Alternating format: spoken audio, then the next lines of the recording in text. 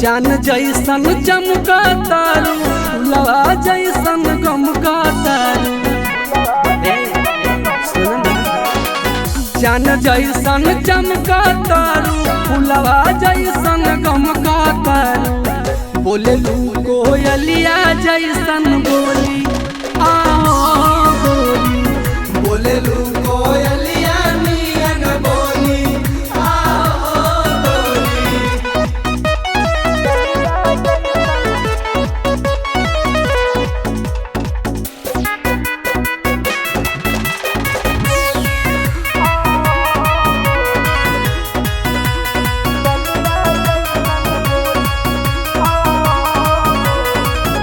कासू घराई देले बाड़े भगवान जी।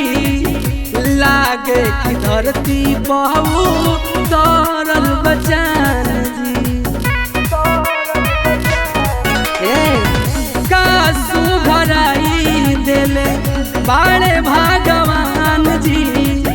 लागे कि धरती बहु तरल बचान जी। केहू कहे ने राजा तनी का कोरा में समाजा।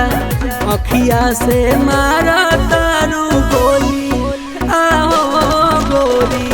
बोले लू कोयलिया नियन बोली आओ गोरी। बोले लू कोयलिया नियन बोली आओ गोरी।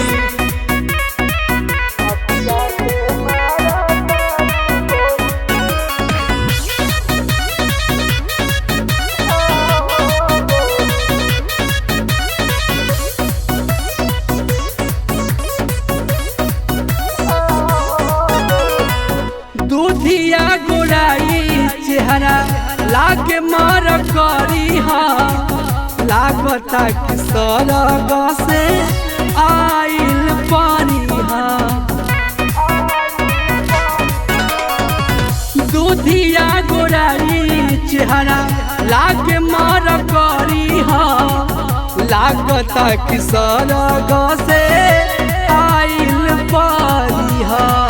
जब देख के हंसेलू करे जावे में दासेलू करेलू सूरजमल से ठीक होई आओ गोरी। बोले लू कोयलिया